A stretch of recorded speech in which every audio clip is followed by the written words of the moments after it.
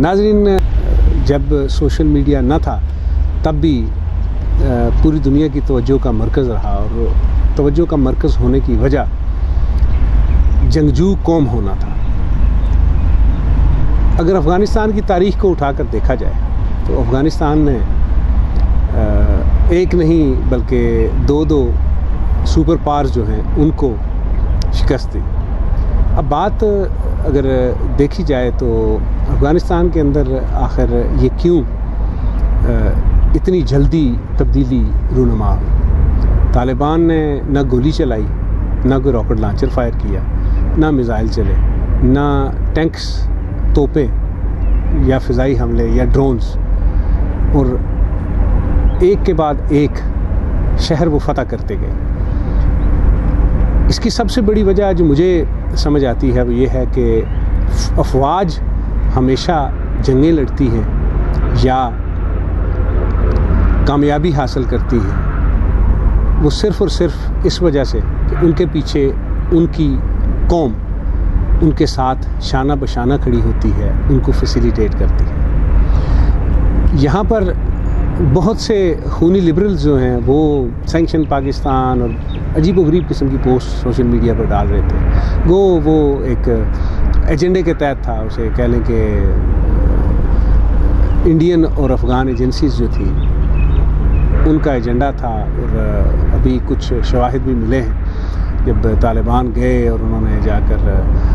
مختلف دفاتر کا چارج سنبھالا تو وہاں سے ان کو شواہد ملے کہ پوری ٹیمز جو ہیں وہ اشرف غنی اور اس کی کابینہ کے کہنے پہ اس پہ کام کر رہی تھی۔ خیر، اس پہ بھی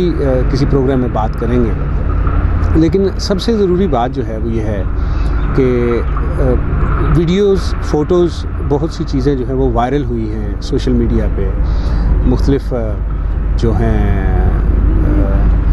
ویب سائٹس، ان پہ، ٹی وی چینلز پہ، ہر جگہ پہ وہ جو ویڈیوز اور فوٹوز ہیں ان کو دیکھنے کے بعد میرا جی چاہا کہ کیوں نہ اس موضوع پہ بات کی جائے۔ اب بہت سے لوگ جو ہے وہ اس بات کا واویلا کر رہے ہیں، دنیا بھر میں سوشل میڈیا پہ پوسٹ دیکھنے کو ملتی ہے کہ ہمارے رشتہ داروں کو، ہماری فیملیز کو یا افغانیز جو وہاں پہ رہ گئے ہیں ان کو سیف پاتھ دیا جائے تاکہ وہ وہاں سے نکل سکیں۔ اب سیف پاتھ کی بات جو آتی ہے وہ کابل میں، یہ کابل ایئرپورٹ کی ویڈیوز ہیں، اور کابل کے اندر کہا جاتا ہے کہ بہت ایک عجیب سی کیفیت ہے۔ ہم شارٹ سائٹڈ ہیں، جو دکھتا ہے وہی بکتا ہے، اس حوالے سے ہم اگر بات کریں تو جو ہمیں نظر آتا ہے وہی ہم سوچتے ہیں، اور اس کے علاوہ ہماری سوچ نہیں جاتی۔ میں یہ کہنا چاہوں گا کہ کابل شہر جو ہے اس کی آبادی اگر آپ گوگل پہ بھی سرچ کریں تو دیکھیں، شاید آپ کو پتہ چلے، غالباً 70 لاکھ کی آبادی کا شہر ہے کابل، اور 70 لاکھ کی آبادی کے شہر میں سے اگر لوگوں کو مسائل ہوتے طالبان سے، یا لوگ ڈرے ہوتے، سہمے ہوتے، یا لوگوں کو کوئی چند ہزار لوگ کون ہیں؟ کیا یہ وہ لوگ تو نہیں جو لوگ افغان حکومت کے، فوج کے سہولت کار رہے طالبان کے خلاف، جنہیں اب اس بات کا خوف ہے کہ طالبان یہاں آ گئے، انہوں نے چارج سنبھال لیا، تو چونکہ ہم ان کی مخالفت میں کام کرتے رہے، ہم سہولت کار رہے، تو سب سے پہلا ہدف طالبان کا ہم ہوں گے۔ یہ اس ڈر سے تو کہیں ملک چھوڑ کے تو بھاگنا نہیں چاہ رہے۔ یہ سوال میں آپ کے لیے چھوڑے جاتا ہوں، آپ خود اس پہ ذرا ریسرچ کریں، دیکھیں کہ کیا واقعی ایسا ہے۔ اب اس کے بعد بات کرتے ہیں، طالبان جب کابل کے اندر آئے، وہاں پر لوٹ مار جب شروع ہوئی، مال غنیمت سمجھ کے لوگوں نے لوٹنا شروع کیا، تو صرف 3 طالبان، یہ کہنے میں اور سننے میں یہ بات آئی ہے کہ صرف 3 طالبان شہر کے چوک میں جا کر کھڑے ہوئے، تمام لوٹ مار رک گئی، تمام کام ختم ہو گئے۔ ایک باربر شاپ کی آپ نے تصویر دیکھی ہوگی جس پہ خاتون کا ایک پورٹریٹ بنا ہوا تھا، اس کو جو خاتون کی تصویر تھی اس کو پینٹ کیا جا رہا ہے اور ختم کیا جا رہا ہے۔ تو اب اس میں بہت سی باتیں ایسی ہیں جو کہنے کو جی چاہتا ہے اور آپ سے شیئر کرنے کو جی چاہتا ہے۔ سب سے پہلی بات یہ ہے کہ طالبان ہیں کون؟ آخر ان کی بھی تو کوئی زمین ہوگی، وہ بھی کسی ملک کے باسی ہوں گے۔ اگر طالبان افغانستان کے باسی ہیں تو پھر شور کس بات کا، واویلا کس چیز کا؟ ان کو بھی رہنے کا حق ہے، ان کو بھی جینے کا حق ہے، وہ بھی حکومت کرنا چاہتے ہیں، ان کو بھی حکومت کرنے کا حق ہے۔ اب یہ حق ان کو کس نے دیا؟ میں نے یا آپ نے نہیں دیا۔ یہ حق ان کو یا تو جو قطر کے اندر مذاکرات ہوئے امریکہ کے اور طالبان کے، وہاں سے ان کو ملا، اور یا پھر قوم نے، افغان قوم جو ہے اس نے یہ، جیسا کہ آپ نے دیکھا اشرف غنی صاحب، تقریباً انٹرنیشنل میڈیا پہ بھی یہ بات آئی اور بہت سی جگہوں پہ ڈسکس ہوئی، بڑے اینکرز اس بات کو اچھالا بھی کہ وہ 3 گاڑیاں ڈالرز کی بھر کے اپنے ساتھ لے جانا چاہ رہے تھے، لیکن ان کو اجازت نہیں ملی، تو پھر وہ کچھ جو اپنے ساتھ لے جا سکتے تھے وہی ساتھ لے کر گئے بریف کیس کے اندر، اور آپ نے وہ مناظر اس ویڈیو کے دیکھے ہوں گے جو بریف کیس ان کے ساتھ جا رہا ہے۔ اب بات یہ ہے کہ لیڈر وہ ہوتا ہے، آپ نے ماضی میں بھی دیکھا اور آپ کو اس بات کا اندازہ بھی ہوگا بخوبی کہ لیڈرز وہ ہوتے ہیں جو اپنی گردن تو کٹوا دیتے ہیں، خود کو پابند سلاسل تو کرا لیتے ہیں، قید میں تو زندگیاں گزار لیتے ہیں، لیکن کبھی بھی اپنی قوم کو تنہا چھوڑ کر نہیں جاتے۔ حامد کرزئی اس کی ایک مثال ہے۔ حامد کرزئی کو اگر دیکھا جائے تو انہوں نے کہا کہ میں ملک اور قوم کو چھوڑ کر نہیں جاؤں گا، مذاکرات کر کے، بات کر کے معاملات کو حل کرنے کی کوشش کروں گا، اور وہ وہیں پر حامد کرزئی افغانستان کے اندر موجود ہے۔ اب اس بات سے یہ ثابت ہوتا ہے، طالبان آئے، نہ گولی چلی، نہ کوئی ریزائنمنٹ ہوئی، نہ کسی نے ریٹیلیٹ کیا، نہ کوئی لڑائی جھگڑا ہوا، نہ لاشیں گری۔ 20 سال سے بلینز آف ڈالرز اور دنیا کی جدید ترین ٹیکنالوجی، اسلحہ، ساری چیزیں ان کو دے کر ٹرین کرنے کے باوجود وہ اگر نہیں لڑے تو کیوں نہیں لڑے؟ بہت بڑا سوالیہ نشان ہے۔ 70,000 ورسز 350,000 فوج، یہ 3,50,000 فوج جو ہے وہ کوئی معمولی فوج نہیں ہوتی، بہت بڑی تعداد ہوتی ہے فوج کی، اور اگر اس کے پاس ویپنز اور سارا کچھ جدید ہو، جدید اسلحے سے لیس ہو، تو وہ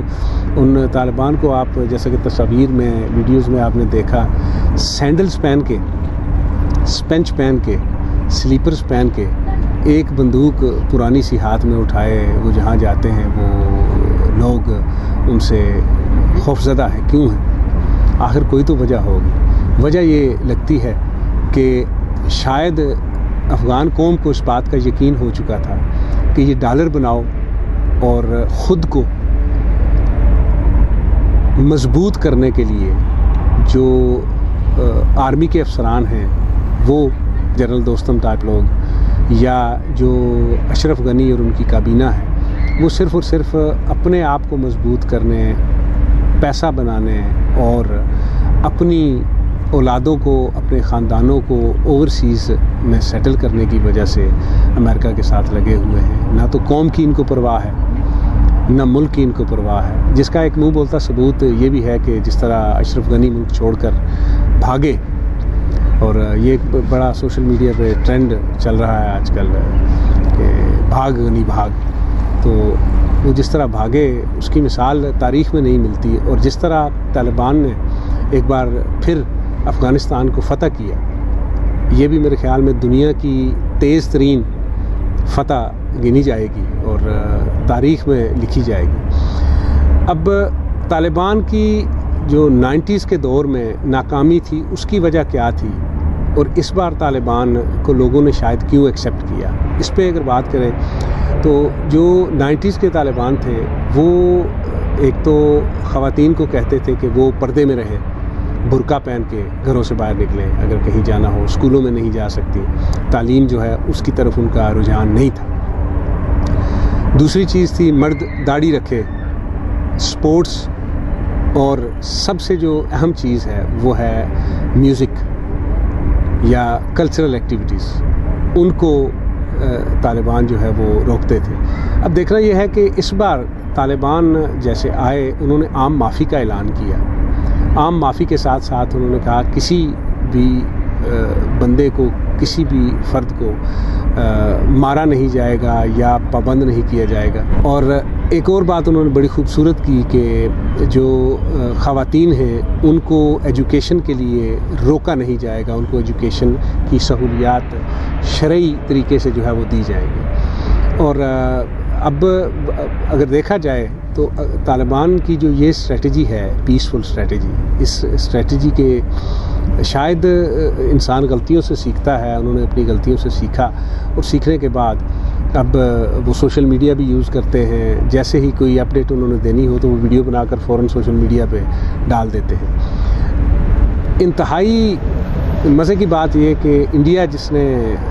بہت ہی زیادہ انویسٹمنٹ، امریکہ کے بعد دوسرا بڑا ملک انڈیا ہے جس نے انویسٹمنٹ کی، 60 کے قریب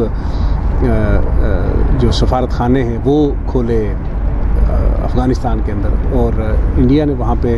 سیکنڈ بگیسٹ انویسٹمنٹ جو تھی دنیا میں وہ تھی انڈیا کی۔ اور اس انویسٹمنٹ کو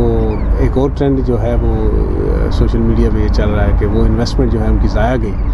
اور اگر دیکھا جائے تو اب کل مودی صاحب کا جو بیان تھا کہ ہمیں ڈر لگ رہا ہے کہ کہیں طالبان پاکستان اور چائنا کے ساتھ مل کر بھارت پر حملہ نہ کریں۔ اب سفارتی جو دفاتر ہیں وہ دیکھا جائے اگر تو صرف 3 سفارتی دفاتر اس وقت جو دوسرے ممالک کے ہیں وہ کام کر رہے ہیں کابل کے اندر، ان میں سے ایک چائنا ہے، دوسرا پاکستان ہے اور تیسرا رشیا۔ یہ تینوں وہ ممالک ہیں جن کی سرحد افراتفری ہو یا اگر پڑوسی بھوکا ہوگا تو وہ ظاہر ہے آپ پر ہی حملہ آور ہوگا یا آپ کی ہی لوٹ کھسوٹ کرے گا۔ پاکستان کی بھی جو ول اینڈ وش ہے وہ یہی ہے کہ افغانستان کے اندر امن ہو، سکون ہو اور افغانستان کے اندر سٹیبلٹی آئے، ترقی ہو، تاکہ یہ دونوں، آپ ہسٹری سے آگاہ ہیں، آپ کو پتہ ہے کہ جب بھی افغانستان پہ کوئی برا وقت آیا تو سب سے پہلا ملک پاکستان ہوتا ہے جو ان کے جو مہاجرین ہیں ان کو پناہ دیتا ہے،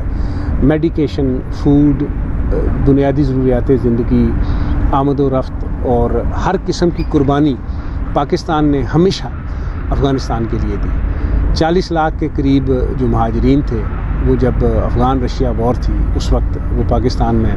آئے، وہاں پہ ان کو تعلیم دی گئی، ان کے بچوں کو ان کو نوکریاں دی گئی، کام دیے گئے، کھانا دیا گیا، پناہ گزین کیمپس جو تھے ان میں ان کو رکھا گیا، صحت کی بنیادی سہولیات جو ہیں وہ مہیا کی گئی۔ وہ جو لوگ تھے وہ آج دنیا بھر کے ممالک میں پاکستانی ٹریول ڈاکومنٹس یا پاکستانی پاسپورٹ پہ انہوں نے ٹریول کیا، جو آج سینکشن پاکستان کے ٹرینڈز چلاتے ہیں۔ وہ لوگ خالی اتنا سوچ لیں کہ جب آپ پہ پچھلی بار برا وقت آیا تھا تو پاکستان نے آپ پہ سینکشنز نہیں لگائی، آپ کے لیے بارڈرز بند نہیں کیے، بلکہ آپ کو اپنے ملک میں پناہ دی، سہولیات دی، تعلیم دی، خوراک دی، عزت دی، اور اس کو لے کر آپ دنیا کے مختلف ممالک میں، یورپ، امریکہ، کینیڈا، آسٹریلیا اور دیگر ممالک میں جا کر سیٹل ہوئے۔ آج تھوڑا سا اس بات کا بھی خیال رکھیں کہ کل اگر پھر اللہ نہ کرے آپ پہ برا وقت آیا تو سب سے پہلا ملک پاکستان ہوگا جو آپ کے برے وقت میں آپ کے ساتھ کھڑا ہوگا۔ ناظرین، گفتگو تو بہت کی جا سکتی ہے اس پہ اور پروگرامز کریں گے، لیکن میری، آپ کی اور ہم سب کی بلکہ پوری دنیا کی خواہش یہی ہوگی کہ افغانستان کے اندر سٹیبلٹی ہو اور افغانستان سکھ کا سانس لے، وہاں پہ لوگ پڑھیں بھی، کھیلیں بھی، پلیں بڑھیں بھی اور دنیا کے ساتھ تعاون بھی کریں، اور Afghanistan should be a country جو دنیا کے لیے ہمیشہ توجہ کا مرکز رہا اور آئندہ بھی